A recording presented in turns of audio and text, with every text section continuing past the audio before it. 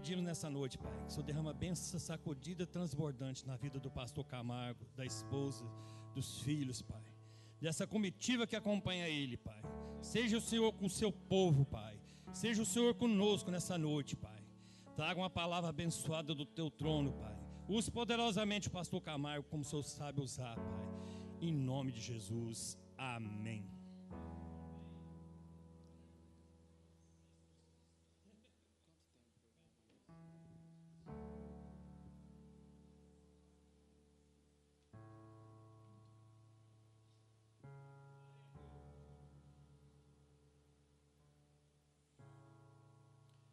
Eu quero aqui cumprimentar os irmãos com a paz do Senhor Jesus.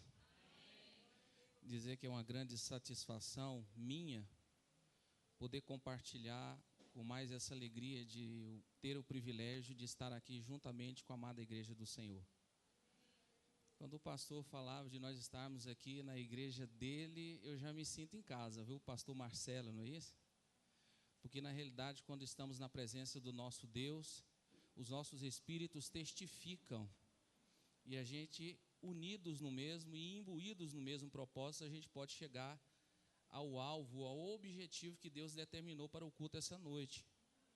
Eu tenho a dizer para os irmãos que os louvores mexe com a nossa alma, alegra o nosso coração, mas na realidade é a palavra que nos traz a vitória. A palavra que nos liberta, a palavra que produz no nosso coração frutos para benefícios próprios e também de outras pessoas. Quando a irmã se referia aqui, o quão bom a gente poder ter o privilégio de ouvir os irmãos testificando de vossas bênçãos, porque na realidade, quando temos o mesmo Espírito, a bênção do meu irmão também é a minha bênção. E a sua vitória, meu irmão, minha irmã, também é a minha vitória. Quero dizer para os irmãos que eu não sou pregador, amém? Por felicidade, posso me dizer assim, nós conhecemos numa vigília que pela primeira vez eu tive o privilégio de estar ali juntamente com a pastora Vera, e através dessa vigília nós também conhecemos o pastor Marcelo, isso, e juntamente com a sua esposa, a pastora Jaqueline, que foi uma honra para nós termos aqui esse contato, porque eu tenho certeza que Jesus vai fazer algo para a minha vida e para a vida de cada um de nós aqui nessa noite. Eu gostaria de dizer também para os irmãos, como eu já me referi anteriormente, não sou pregador, sou pastor. O pregador, ele vive da obra, eu vivo para a obra, eu sou pastor. Eu sei o que um pastor passa quando uma alma está doente, quando ela está precisando de auxílio, o que nós devemos fazer, o valor que tem uma alma, como é o título desta campanha. E às vezes o pregador não tem essa sensibilidade, ele se preocupa apenas em cumprir uma agenda, em trazer uma palavra, e na realidade o meu compromisso aqui hoje não é vender CD, o meu compromisso aqui hoje não é me referir a nada pessoal da minha pessoa, mas eu vim aqui com um objetivo, transmitir a palavra de Deus, e tudo que Deus colocar no meu coração, você pode ter certeza, meu amado irmão, que eu vou estar transmitindo para os vossos corações aqui hoje. Eu gostaria, por gentileza, que os irmãos se colocassem de pé, por favor.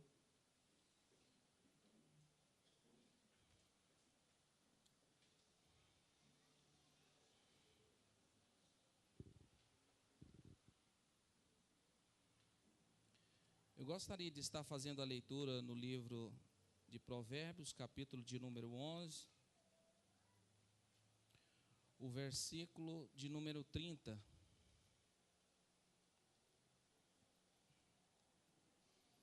Eu sei como nos foi falado, hoje é o último dia da campanha. Vira para o irmão que está do seu lado e fala, o último vinho é o vinho melhor, amém? Vira para ele e fala, o último vinho é o vinho melhor, irmãos. Eu só quero aqui, como eu não conheço os irmãos, por gentileza, tem alguém no nosso meio que ainda não fez confissão a Cristo, que não serve a Jesus, você que é simpatizante do Evangelho, que está aqui hoje, dê um sinalzinho com a sua mão para me te conhecer. Tem alguém ou todos no nosso meio somos crentes? Amém? O irmão está aqui, Deus seja louvado na sua vida, viu, irmão? O melhor lugar que você pôde encontrar foi estar na casa do Senhor. Tem mais alguém? Eu gosto de pessoas corajosas, igual irmão. Tem mais alguém que ainda não serve a Deus? A irmã ali no fundo. Deus seja louvado. Irmã, dá um abraço na irmã. Irmãzinha que está na Bíblia aqui. Dá um abraço nela lá. Fala para ela que Jesus tem uma vitória para ela hoje. Todos encontraram? Digo amém. O que não encontrou, diga misericórdia. Se for obreiro, fala: Jesus, me perdoe. Todos encontraram. Estaremos fazendo a leitura do verso 30, que diz assim: o fruto do justo é árvore de vida, e o que ganha almas, sábio é. Eu vou repetir. O fruto do justo é árvore de vida, e o que ganha almas, sábio é. Quero ainda compartilhar com os irmãos, prometo que não sairei do tema dessa campanha, também uma passagem que está no livro de Isaías, capítulo 6.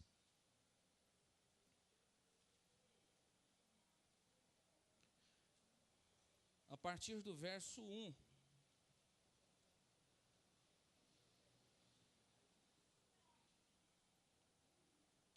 Estarei fazendo a leitura de 7 versículos, os irmãos, por gentileza, me acompanhem.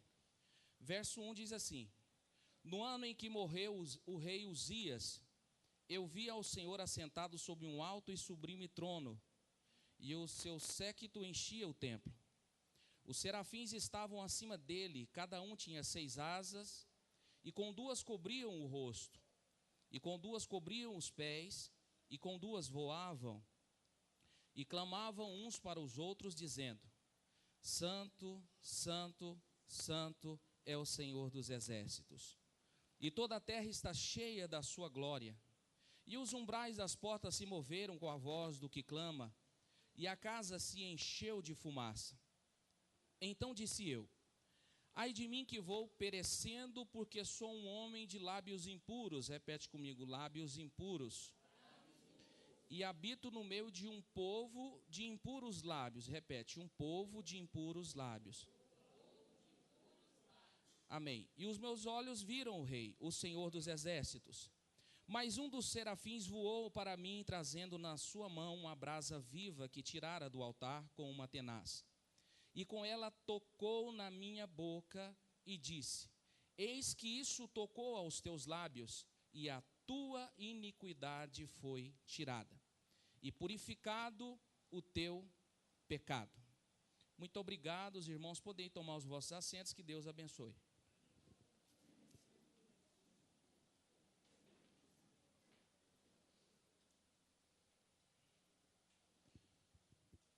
O fruto do justo é uma árvore de vida, e o que ganha almas, sábio é. Eu confesso para os irmãos que estive durante todo o dia de hoje buscando em Deus uma revelação que preenchesse primeiramente o meu coração e de uma forma transbordante viesse a fazer com que vocês pudessem entender o recado de Deus para vossas vidas. Tamanha foi essa revelação que tive a necessidade de, às vezes, escrever em algumas entrelinhas, porque na realidade não podemos confiar na nossa mente, porque senão atrapalhamos, às vezes, o agir de Deus. E quando eu estava meditando nesse versículo, imbuído nesse propósito, que na realidade é o compromisso que nós temos diante de nosso Deus.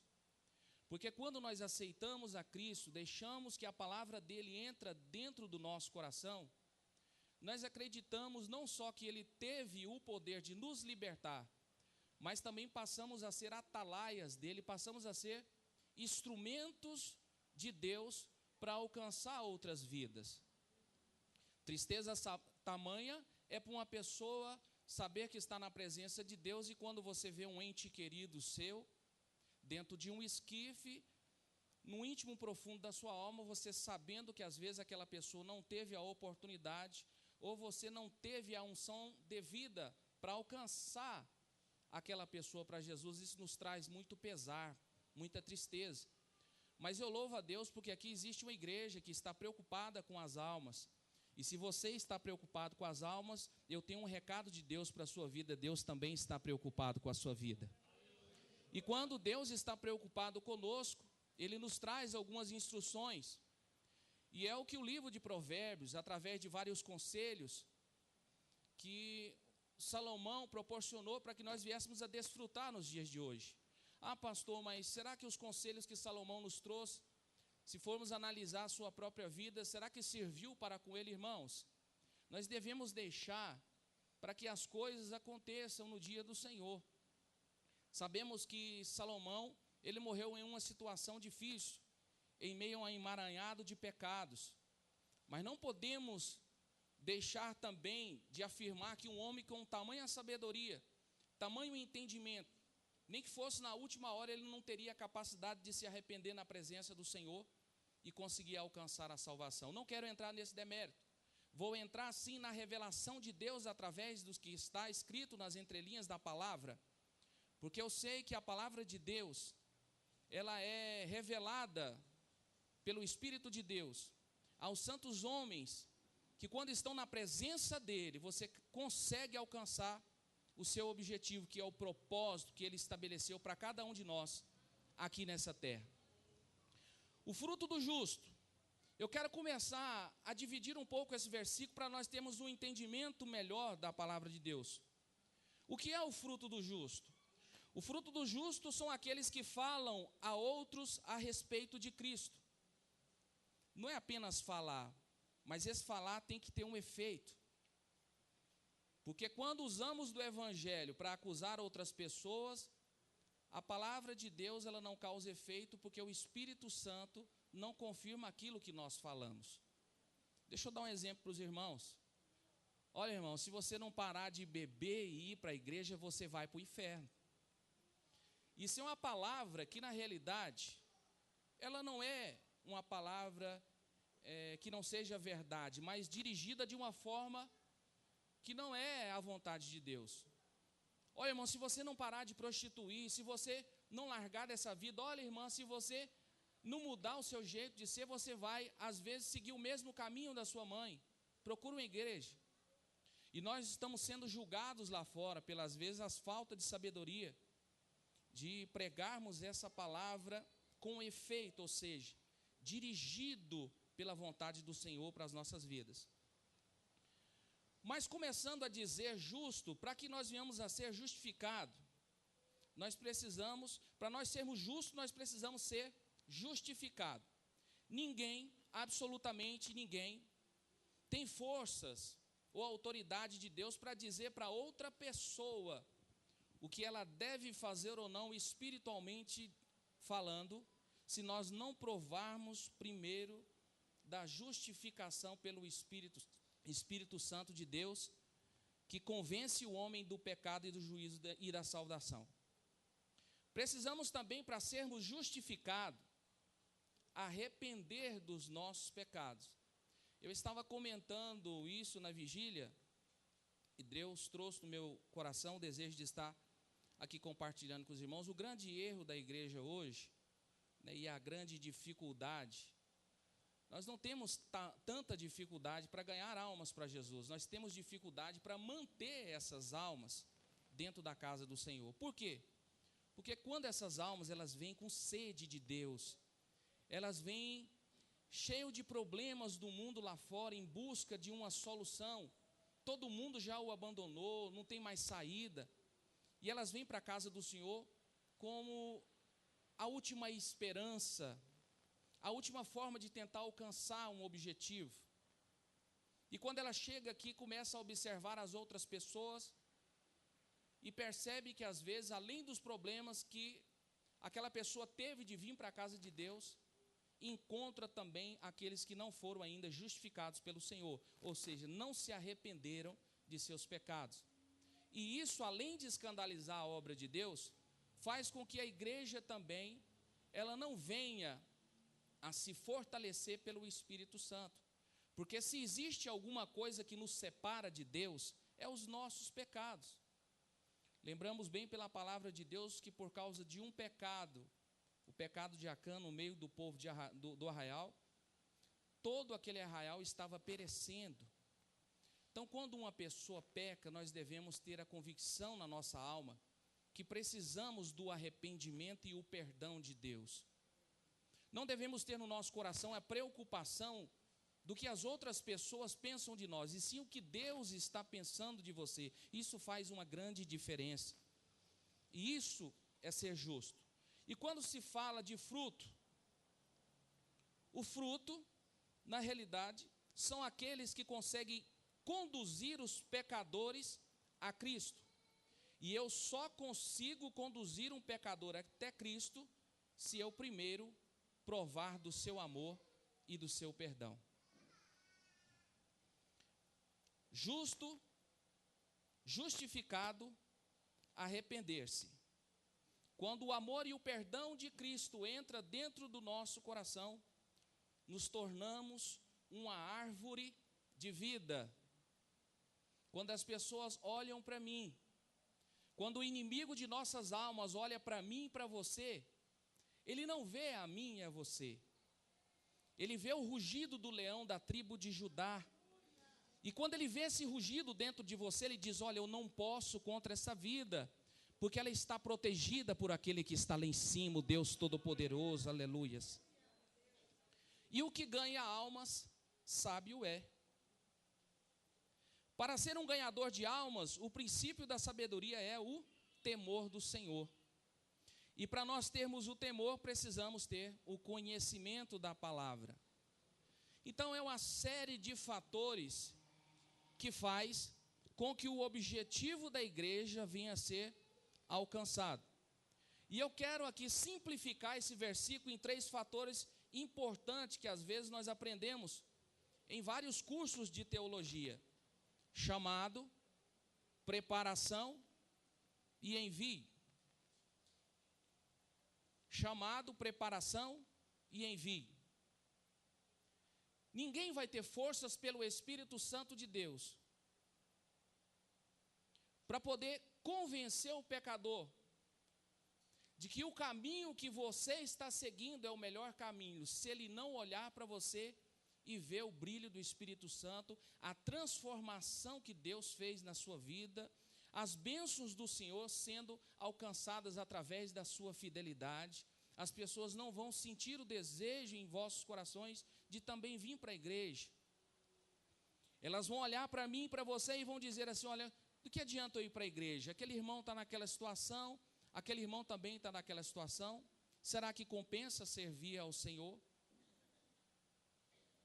E isso traz uma preocupação, porque na realidade, se a nossa confiança fosse depositada somente em nós, essa igreja não teria razão de ser e de existir.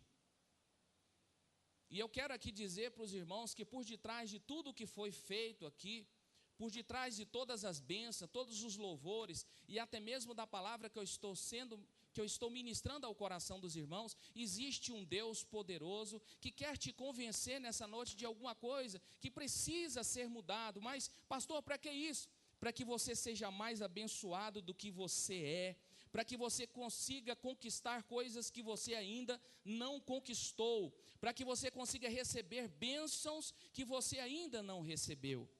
E para que isso aconteça, precisa haver no nosso coração um espírito voluntário. O espírito voluntário é aquele que faz com que nós venhamos a olhar para dentro de nós mesmos e nos conscientizar de que o caminho que nós estamos seguindo está de acordo com a vontade do Senhor ou não. Existem diversas promessas de bênçãos para aqueles que são fiéis a Deus. A Bíblia diz que se eu for fiel a Deus, Ele vai guardar toda a minha família até a 1000ª geração. O livro de Deuteronômio, no capítulo 28, fala: se eu obedecer a palavra, ouvir, obedecer, e guardar os seus estatutos, todas aquelas bênçãos virão sobre mim, sobre você. Tudo que colocarmos as nossas mãos prosperará.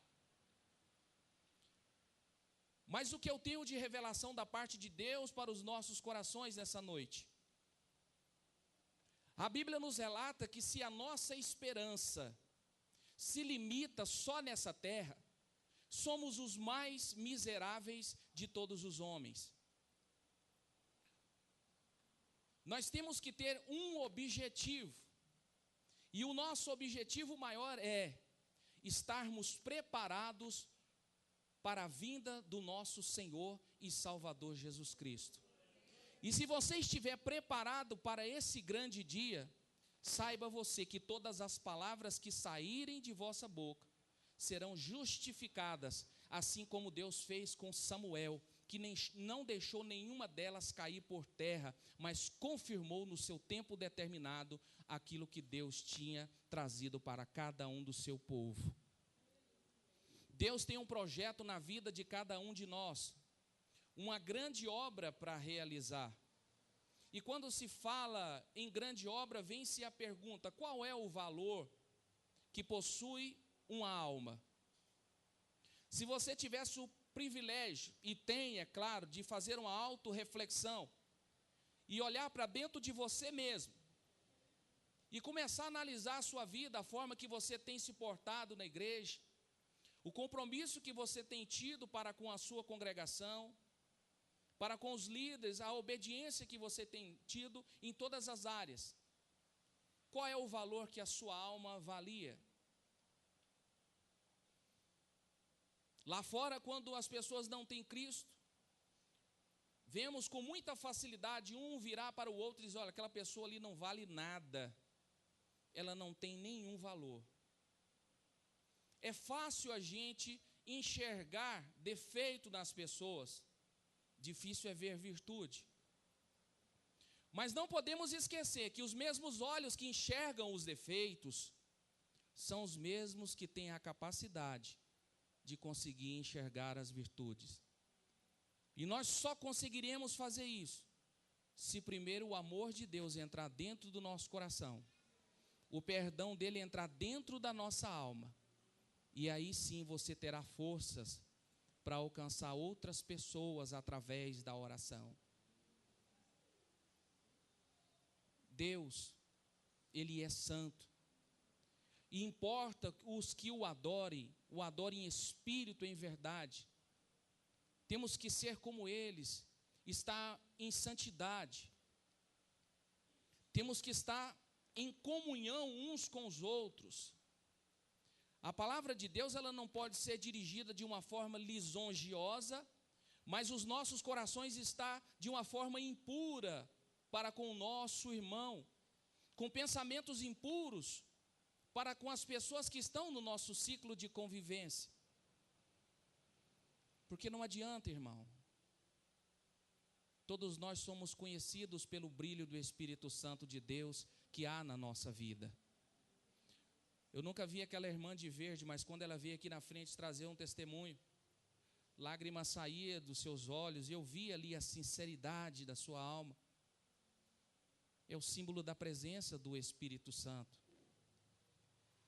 Quando eu reconheço o meu pecado e às vezes sei que posso oferecer alguma coisa a mais para Deus, mesmo que seja de uma forma simples, como foi o caso daquele jovem que veio aqui na frente. Em oportunidade passada ele não estava preparado, mas ele se conscientizou na sua vida: não, eu não posso permanecer dessa maneira, eu tenho que fazer alguma coisa. E é isso que você tem que pensar nessa noite. Ah, pastor, mas eu já tenho feito muito para Deus. Não, irmãos, não temos feito mais do que a nossa obrigação. Devemos prosseguir mais ainda. Tem muitas almas da sua família que ainda não foram salvas por Senhor Jesus. Tem muitas pessoas que precisam ser alcançadas pela nossa oração. Mas eu quero te dizer uma palavra profética: a sua oração precisa ter poder, porque se ela não tiver poder, as vidas não serão alcançadas. Viu o exemplo do servo do Senhor que diz: sede minhas testemunhas, assim como eu sou de Cristo Jesus. Será que podemos falar essas palavras como Paulo falou? Será que temos testificado de Deus fora da igreja? Porque aqui é um lugar momentâneo em que nós estamos reunidos para adorar ao Senhor.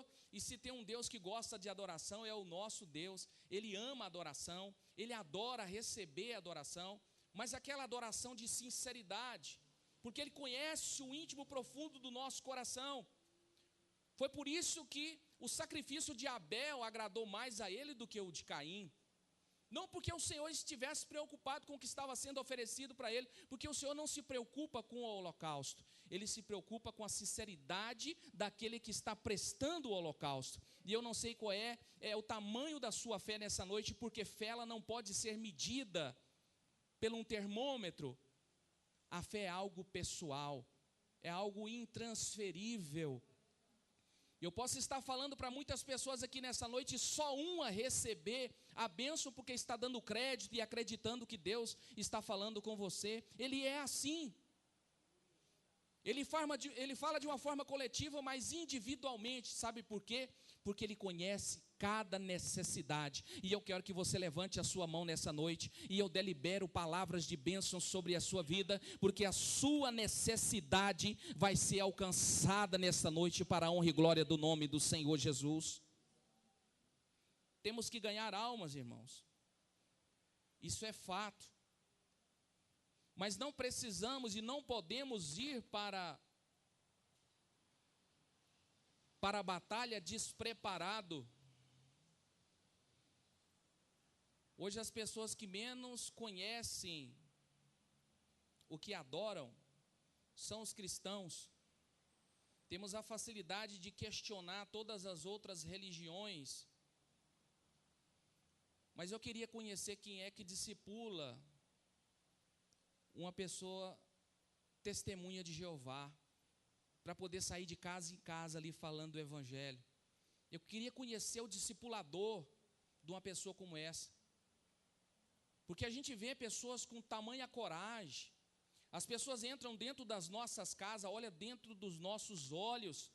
E se você não tiver conhecimento de Bíblia, engana muitos, como já tem enganado a muitos cristãos, que mudam de religião ou mudam de igreja achando que é a solução para o seu problema. Irmão, a solução do nosso problema é conhecer a palavra de Deus, porque a Bíblia diz: conhecereis a verdade e a verdade vos libertará. Se você ainda não alcançou a sua libertação, eu tenho uma palavra sincera para você nessa noite, é porque você não tem ainda conhecido a verdade de Deus para a sua vida, você não tem ainda provado do amor dele para com a sua alma, porque quando isso acontecer, não precisa se preocupar, as bênçãos vão correr atrás de você.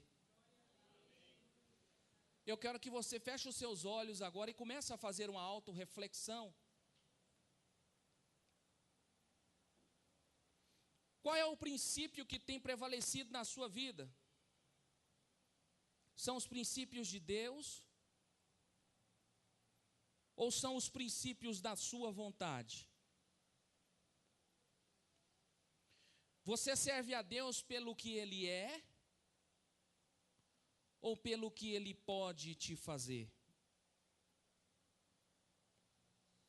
Quais são a maioria dos seus desejos, eu te pergunto nessa noite? São coisas relacionadas ao céu? Ou coisas relacionadas à terra? De naço, de canta, lamagaster, genegefai. Qual o valor que você daria pela sua alma? Na situação que você tem vivido? Que preço tem a sua alma para você?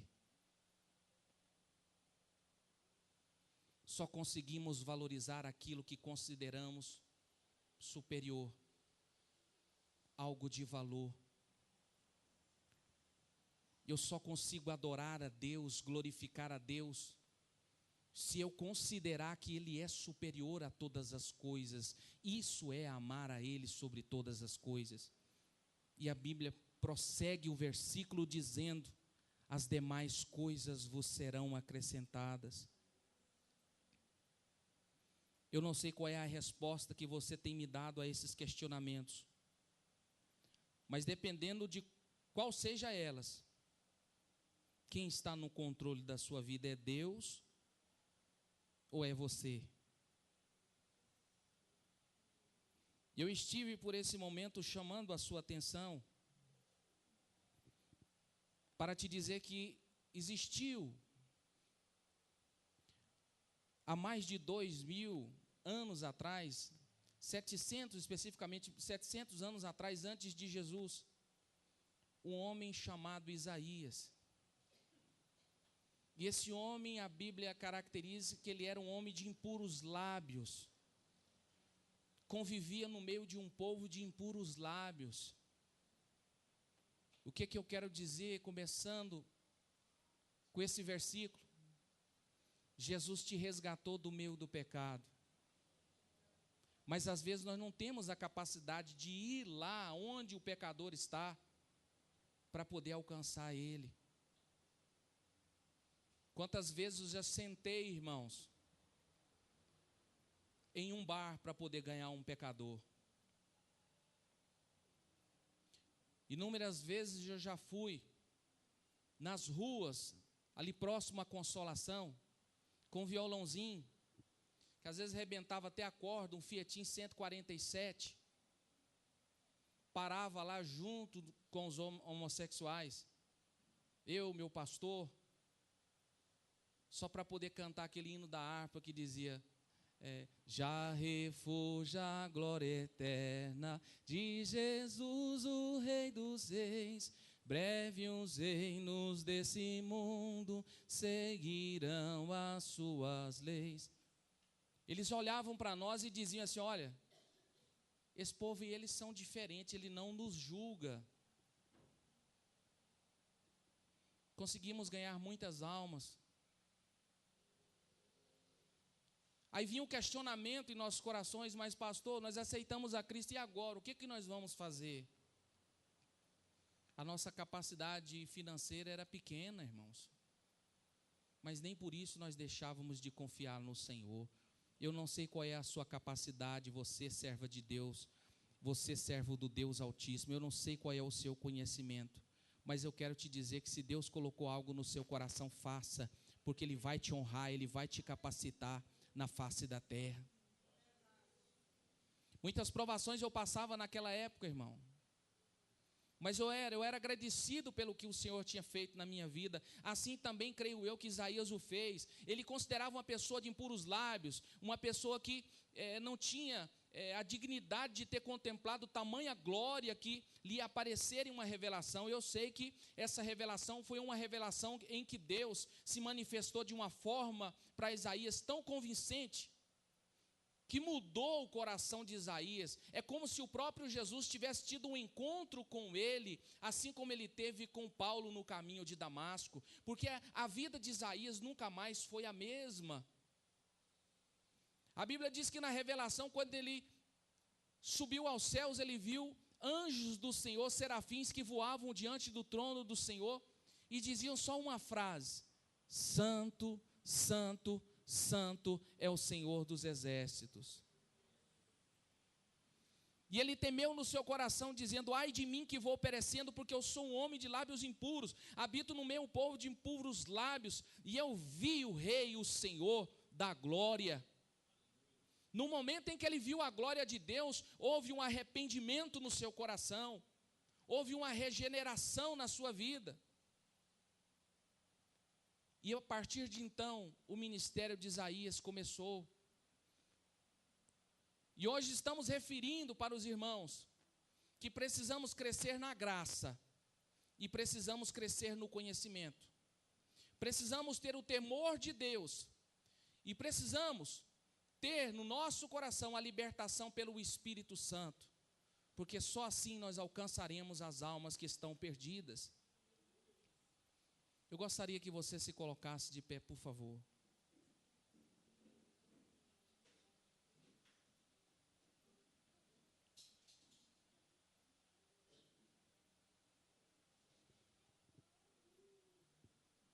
Quero convidar, por gentileza, o grupo. Vocês têm liberdade aqui, se me for permitido, de louvar ao Senhor com hino. Eu fui convidado para pregar a palavra do Senhor. Mas para mim estar aqui, irmãos, alguém olhou para mim como pecador e enxergou em mim uma alma preciosa para Deus. Eu passei por muitas provações, dentre elas, algo que acometeu a minha própria vida. Para os que não me conhecem, eu sou policial militar. E eu fui vítima de 6 tiros por uma pessoa que intentou contra a minha vida, um pistoleiro que foi pago por um ex-cunhado meu, também policial, que era casada com a minha irmã. E nessa ocasião, por nós termos uma desavença física, ele arquitetou um mal para fazer contra a minha vida. Naquela hora, pode ter liberdade, irmão, pode tocar, não me atrapalhe. Naquela hora não sabia eu que Deus estava iniciando um grande projeto na minha vida. No fundo da casa do meu pai, fui chamado por ele quando saí até a porta. E eu recebi esses disparos. Na cidade aonde eu pertencia, as pessoas que olhavam para mim, elas não acreditavam que Deus tinha capacidade de me restaurar a minha saúde. Só no meu pescoço eu levei 2 tiros. Levei tiro na altura dos rins, levei um tiro abaixo do meu coração. Os médicos que estavam ali naquela cidade, eles não quiseram colocar as mãos em mim. Me trouxeram para Goiânia. E eu cheguei em Goiânia dentro de uma viatura, de short, descalço, sem camisa. Quando eu desci ali naquele Uga, eu vi as pessoas olhando para mim e disse: olha, vixe, olha como chegou esse preso aí, olha o valor que a alma tem. Esse aí não escapa não. E naquele momento, irmãos, um superior meu entrou ali dentro daquela sala para ver como é que estava a situação. Percebeu que a máquina de tirar raio-x não estava funcionando. Naquela ocasião me colocaram novamente dentro da viatura, me conduziu até o Hospital Santa Helena. E eu vou resumir a conversa aqui, porque senão vocês vão ficar muito tempo em pé. Das 2h30 da tarde eu fui operado no Hospital Santa Helena às 21h40 da noite. Ali se iniciou um projeto que a minha mãe tinha arquitetado na minha vida, porque ela orava pela salvação da minha alma. E quando eu estava ali dentro daquele hospital, quando colocaram um tubo dentro do meu nariz, eu não conseguia ver mais nada, mas eu via as coisas que estavam acontecendo ao meu redor. Hoje eu entendo o porquê que Deus permitiu isso acontecer, para que você viesse a não desistir de orar por aquela alma, porque Deus recebe a sua oração. Quando eu comecei a ouvir uma voz feminina do meu lado dizendo: olha, tem que fechar ele porque a pressão dele desceu a 7. Naquele momento eu pelejava para abrir os meus olhos, para dizer para aquelas pessoas que eu estava vivo, mas eu não conseguia, irmão.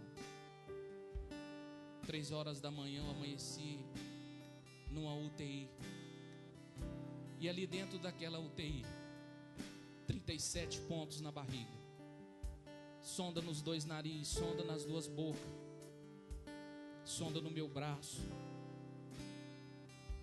um dreno do lado da minha barriga, todos dizendo lá fora que eu ia morrer.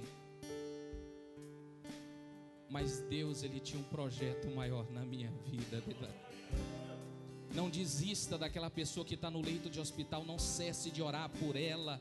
Quando eu falo de fé, irmãos, não é você estar convicto daquilo que é realidade e o que pode acontecer. Nós temos que lutar contra a realidade. O nosso Deus, Ele é poderoso para fazer abundar a sua graça sobre aquele que está perdido, sobre aquele que não tem mais vida, sobre aquele que não tem mais chance. E às vezes quando a esperança de Deus se perde dentro do nosso coração e nós não cremos em Deus, aquela alma não é alcançada.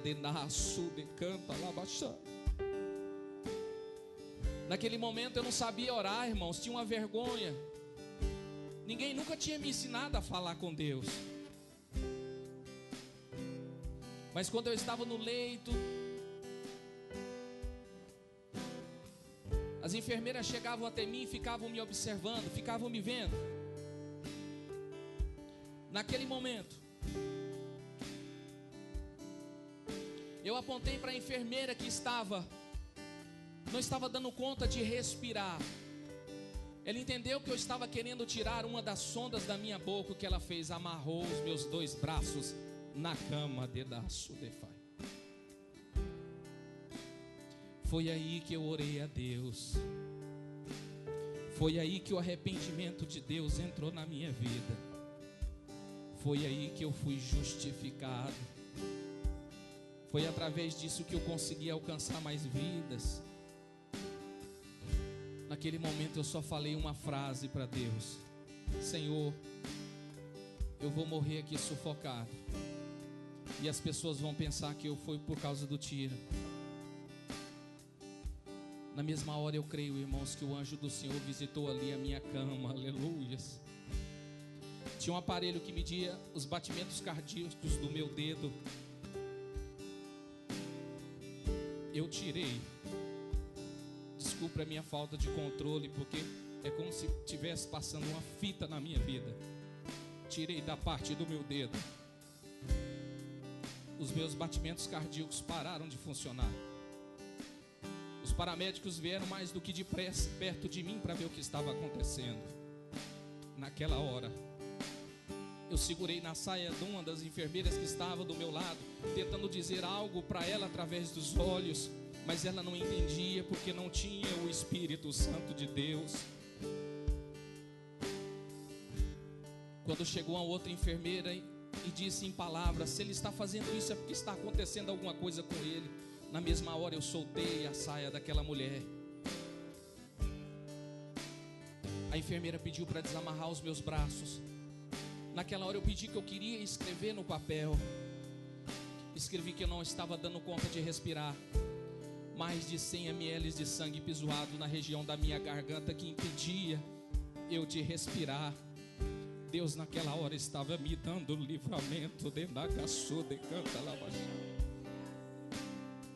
Você não sabe, meu irmão, quantos livramentos Deus tem te dado. Esse é um de muitos livramentos que eu tenho a oportunidade de proporcionar para você pela fidelidade de Deus. A partir daquele momento Deus me curou. Deus restaurou a minha saúde. Deus restaurou o meu casamento. Deus restaurou a minha família. Eu tive uma única esposa. Sou 22 anos casado com a mesma mulher. Foi o meu único amor. Tenho 3 filhos maravilhosos. Tenho 22 anos de serviço, 21 anos de casado. Tenho 16 anos que Deus resgatou a minha vida, dentre eles 8 que pastoreio a sua amada igreja. Ele entregou sobre a minha vida uma responsabilidade, e eu vou cumprir ela, irmão, custe o que me custar. E assim Deus fez por você também. Se você quer alcançar alguém da sua família, saiba você que você precisa do amor de Jesus. Você precisa do perdão de Deus na sua vida. Pastor, mas o que eu posso fazer? Eu não tenho forças. Essa é uma grande verdade. Quando você se conscientiza daquilo que você é, você está fazendo como Isaías. Ele também olhou para dentro de si. Quando se apresentou diante da grandeza de Deus, ele entendeu que ele não podia fazer nada. Ele não, mas aquele lá de cima podia, aleluia. E ele pode para a sua vida. O momento mais difícil da nossa vida é aquele que nós colocamos em choque contra o nosso pecado. Mas Jesus, ele quer dizer para você nesta noite: vinde a mim todos que estáis cansado, oprimido e sobrecarregado, e eu vos aliviarei. Tomai sobre vós o meu jugo e aprendei de mim, que sou manso e humilde de coração, e encontrareis descanso para vossas almas. Porque o meu jugo é suave e o meu fardo é leve. Jesus quer te retirar esse fardo pesado que está sobre os seus ombros. Ele quer retirar esse peso que está sobre as suas costas. Ele não quer que você sofra sozinho. Ele quer te ajudar, ele quer te amparar, ele quer te proteger. Ele quer escrever o seu nome no livro da vida. Se eu tenho motivado a sua fé nessa noite, estou aqui terminando. Pastor, o que eu preciso fazer? A Bíblia diz: se me confessarem diante dos homens, eu o confessarei diante do meu Pai que está nos céus. Aceitar Jesus, irmãos, é você reconhecer o sacrifício que Ele fez por você na cruz do Calvário. E quando você aceita Ele, Ele perdoa os seus pecados, escreve o seu nome no livro da vida. Aleluia. e faz de você um vencedor. Pode cantar. Eu quero convidar você de livre e espontânea vontade, porque um dia alguém fez esse convite para mim. Um dia alguém se preocupou comigo. Não deixe o inimigo de sua alma te enganar, dizendo que você não é capaz, que você não dá conta. Entregue a sua vida para Cristo. Tem muitas pessoas que carregam Jesus no peito. Quero ver ter peito para andar com Jesus. Não é fácil, mas é gostoso, irmãos. Segura na mão do seu irmão que está aí do seu lado. Jesus está curando aqui hoje. Jesus está dando espírito de obediência aqui nessa noite. Jesus está dando comprometimento com você, filha, servo do Deus Altíssimo. O Espírito Santo quer se relacionar com você. Ele não quer que você tenha momentos de fé. Ele quer que você tenha uma vida plena de santidade na presença dele. Eu levanto as minhas mãos em ousadia sobre a sua vida nessa noite. Recebe da unção do Espírito Santo de Deus sobre a sua vida. Recebe o perdão do Espírito Santo de Deus sobre a sua vida. Eu não sei por que motivo você fez essa campanha, mas eu quero te dizer, você vai alcançar a sua vitória, creia, não desista. Nem que for necessário você fazer uma campanha, 2, 3, 4, 5, não desista. Adore a Deus. Se você sentiu o toque do Espírito Santo, vem aqui à frente, eu quero orar por você. Entrega a sua vida para Jesus. Aleluia. Glória a Deus. Ele vai te ajudar.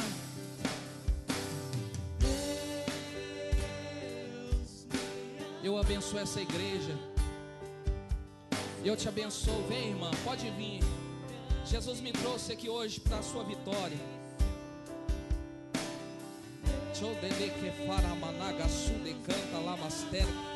Abraça ela aqui, irmã. As portas da salvação estão abertas aqui nessa noite. Tem mais alguém? Fica com ela aqui. Jesus quer salvar mais vidas aqui. Aleluia. Se esvazie do seu eu agora. Entrega a sua vida nas mãos de Cristo. Você que ainda não foi visitado pelo Espírito Santo, você que está enfermo, você que está angustiado, preocupado nessa noite, recebe o refrigério de Cristo.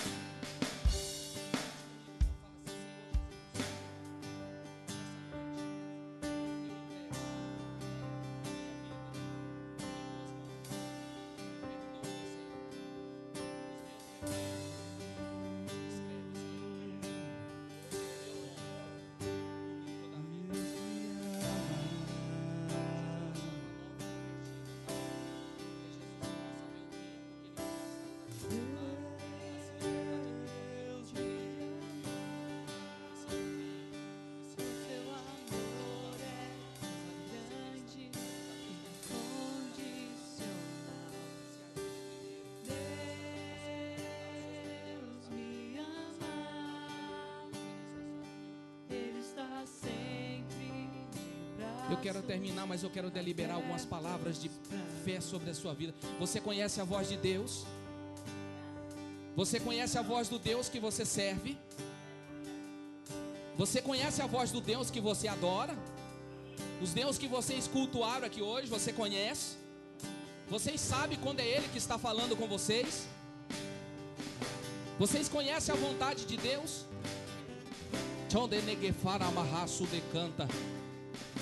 Se Ele falasse convosco nessa noite, vocês saberiam que é Ele que está falando?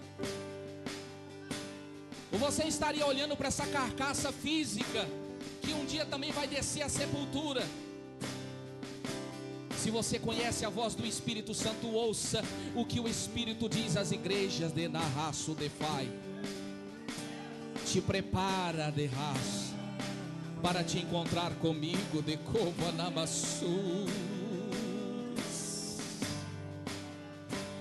Eis que tenho firmado os vossos pés na rocha, igreja minha, dedai. Tenho visto a tua pouca força, mas não negaste o meu nome, dedás. Eis que trabalharei pelo benefício de vós, dedacova, navassuia. Satanás não tem poder sobre a sua vida, irmão, declara.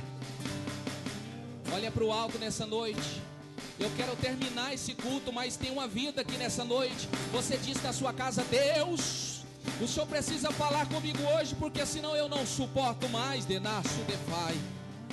Grande é o fardo que está sobre a sua vida, mas você sentiu o toque do Espírito Santo, o refrigério de Deus na sua vida, na sua alma. E eu preciso colocar as minhas mãos sobre você, aí a minha obra estará completada. Vem aqui na frente. Deus te chama. Deus te chama. Canta, irmãos. Torene que faranagassu de cova na magastergue ne canta la magassu de. Seu amor é grande, incondicional. Deus me ama. Ele está sempre de braços abertos pra mim. Deus me ama tanto. Seu amor é grande, incondicional. Deus me ama. Ele está sempre de braços abertos pra mim. Deus me ama. Seu amor é grande, incondicional. Deus me ama. Ele está sempre de braços abertos pra mim.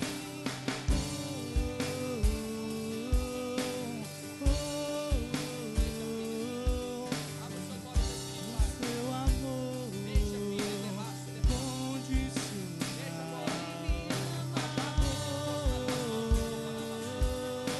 incondicional.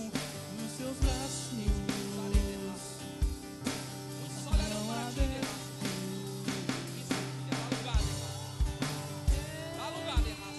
me ama. Seu amor é grande, incondicional.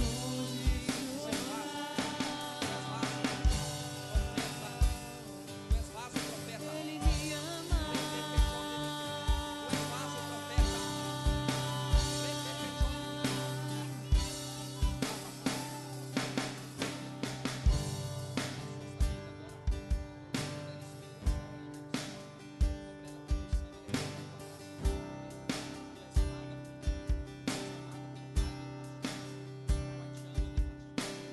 Mesmo sendo assim, pobre pecador,